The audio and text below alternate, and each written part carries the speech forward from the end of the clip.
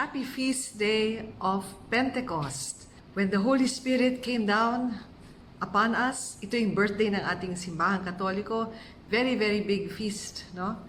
And katapusan ng Easter season. Sorry, matagal ako nawala. Napaka-busy ko the last 2 weeks para akong trumpo, mga pasyentes, ospital, operasyon, procedures, clinic, etc. etc. Pero may utang ako sa inyo. Talagang pumunta ako sa isang yakap clinic, na napili ko. And I wanted to tell you about my experience. Ano ba nangyari? Totoo ba talaga? Ano mga problema? Etc. etc. Aside from that, since it's Pentecost, I'll also talk to you about the gifts of the Holy Spirit. In mga 7 gifts na talagang opposite na nangyayari ngayon sa ating mundo. Hindi lang sa politika, pero sa buong mundo. But especially sa larangan ng politika, napakagulo. Imbes na maliwanagan, mas nagkakagulo. Imbes na nagkakaisa para sa kapakanan natin, mas nagbabangayan. Exactly the opposite of the gifts of the Holy Spirit. Kailangan natin ipagdasal talaga lahat ng mga leader, matauhan sana sila. At matauhan rin tayo. Pag masid tayo, huwag tayo masyadong madaling maloko o maging emotional. Lahat yan may kanya-kanyang interes, may kanyang angulo.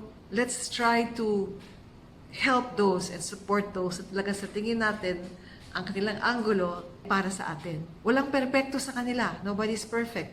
But there are people who are least guilty and have the best hearts for us. And there are others naman na talagang pansarili lang ang kanilang iniisip. So, let's not be easily swayed. No? Huwag tayo magpapaloko masyado.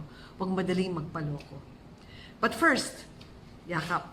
So, since marami akong utang sa inyo, yakap clinic ang aking experience. 2 is the Holy Spirit, the gifts, and how you can nurture these gifts in ourselves. And number 3 is, isa pa, is how to avoid yung heat stroke at yung mga ibang mga problema. Kasi napakainit ng panahon. Sobra.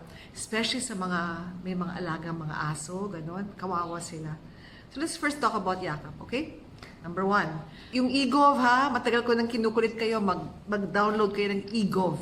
Lahat andon, lahat ng cards, halos lahat ng services ng gobyerno andon. Pag may eGov na kayo at may online PhilHealth na kayo, madali lang rin gawin yon, di ba?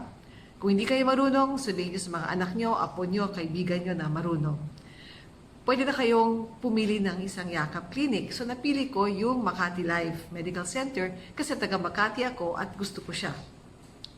Nung napili ko siya, nakatanggap ako ng email from Makati Life saying na napili ko sila. At kailangan pumunta ako doon para sa first patient encounter. Tama yun, no? At least dapat sigurado sila na yun talagang napili mo. Unlike before na ang dami ng loloko. Ginagamit ang pangalan mo para sa ibang yakap clinic. Hindi ka pala pumunta doon, hindi mo naman napili yon. So pumunta ako, kasama ko yung isang katulong ko kasi pinapili ko rin siya ng yakap clinic doon. And pagdating mo doon, i-check nila yung PhilHealth number mo. Kahit wala kang card, basta alam mo yung number mo or pwede rin yung online card mo. Then after that, they'll check kung ikaw talaga yon. Tapos, may i-fill out ka ng mga form, na encampment form, ang tawag doon, na alam mo, ito ang mga responsibilidad ng yakap clinic at ito rin ang responsibilidad mo. Ito mga benepisyo mo. Tapos, may portal kayong pupuntahan sa cellphone, sa PhilHealth portal, para i-prove na buhay kayo. Ang tawag doon, proof of liveness. Kukunan kayo ng litrato, blink your eyes, look right and left, Tapos, pag alam na nila na talagang ikaw yun at buhay ka, then meron pang picture taking yung parang mugshot, pangalan mo, etc., PhilHealth number mo at litrato mo, kukunan ka rin ng litrato. Talagang maraming paraan, maraming mga steps para siguraduhin na ikaw talaga yun. Katapos nun, i-check upin ka. Kung kailangan mo ng gamot at meron dun sa yakap clinic, dun mo pwedeng kunin yung gamot. It's supposed to be libre. Problema, maraming mga gamot na ngayon na mga basic na wala na doon, hindi na sinusupply doon ng PhilHealth like amlodipine, metformin, lifestyle diseases na lang yun, lifestyle medicine. So nakukuha na lang yun sa Barangay Health Center. Nangyari yun sa katulong namin. Kailangan niya ng telmisartan at amlodipine. So, yung amlodipine, sabi, kunin mo na sa health center. Yung telmisartan, wala doon, kinuha niya sa gamot pharmacy. At least, meron din ang gamot pharmacy na malapit. Binigyan siya ng resetang malaki, parang bond paper, para dalhin sa gamot pharmacy. Di ba, sinabi ko na niya sa yon, yung gamot pharmacy, yung gamot privilege, may 20,000 pesos tayo buong taon, At tuwing kukuha tayo ng gamot sa gamot pharmacy, ay babawasan lang yon. So, nakuha rin niya. Tapos, pumunta siya sa Barangay Health Center para sa kanyang amlodipine at sinabi, okay, wait a few days, tapos tatawagin siya kung nandun na raw. At least, meron. Okay? At yung may mga iba akong kasama na ganun na nangyari. So, the nice thing about it is that naniniguro sila, siguradong ikaw yon. Hindi yan basta-basta pupunta ka lang doon tapos ililista ka na. Hindi. May mga steps to make sure.